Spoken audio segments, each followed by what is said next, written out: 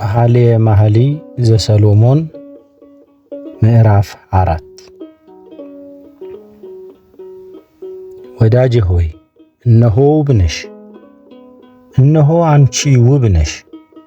ከዝምታሽ በቀር ዓይኖችሽ እንደ ርግቦች ናቸው። ጠጉርሽ በገለዓድ ተራራ እንደሚታይ እንደ ፍየል መንጋ ነው።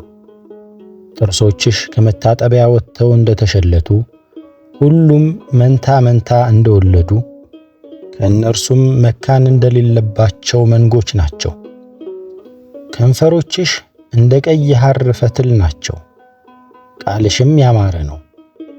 ከዝምታሽ በቀር ጉንጮችሽ እንደ ተከፈለ ሮማን ናቸው።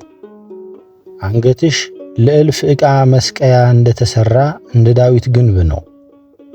በውስጡም 1000 የጦር ዕቃና የኃያላን መሣሪያ ሁሉ ተሰቅሎበታል። ሁለቱ ጡቶችሽ መንታ እንደተወለዱ በሱፍ አበባ መካከል እንደሚሰማሩ እንደ ሚዳቋ ግልገሎች ናቸው። ቀኑ እስኪነፍስ ጥላውም እስኪያልፍ ድረስ ወደ ከርቤው ተራራ ወደ ዕጣኑም ኮረብታ እሄዳለሁ። ወዳጄ ሆይ ሁለንተናሽ ውብ ነው፣ ምንም ነውር የለብሽም። ሙሽሪት ሆይ ከሊባኖስ ነይ፣ ከሊባኖስ ነይ፣ ከሃይማኖት ራስ ከሳኔርና ከኤርሞን ራስ ከአንበሶች ጉድጓድ ከነብሮችም ተራራ ተመልከቺ። እህቴ ሙሽሪት ሆይ ልቤን ማረክሽው።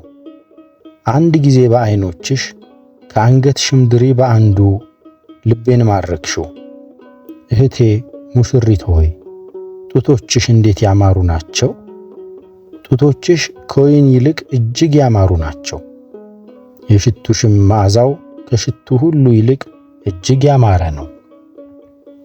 ሙሽሪት ሆይ ከከንፈሮችሽ የማር ወለላ ይንጠባጠባል፣ ከምላስሽም በታች ማርና ወተት አለ። የልብስሽም መዓዛ እንደ ዕጣን መዓዛ ነው። እህቴ ሙሽሪት የተቆለፈች ገነት፣ የተዘጋች ገነት፣ የታተመችም ጉድጓድ ናት። መንገድሽም ሮማንና የተመረጠ ፍሬ ከናርዶስ ጋር ያለበት ገነት ነው። ናርዶስ ከቀጋ ጋር፣ የሽቱ ሳርና ቀረፋም ከሊባኖስ እንጨቶች ጋር፣ ከርቤና ሐሬት ከክቡር ሽቱ ሁሉ ጋር።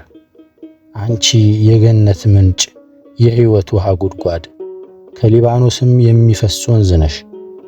የሰሜን ነፋስ ሆይ ተነስ፣ የደቡብም ነፋስ ና፣ በገነቴ ላይ ንፈስ፣ ሽቱዬም ይፍሰስ። ልጅ ወንድሜ ወደ ገነቱ ይውረድ፣ መልካሙንም ፍሬ ይብላ።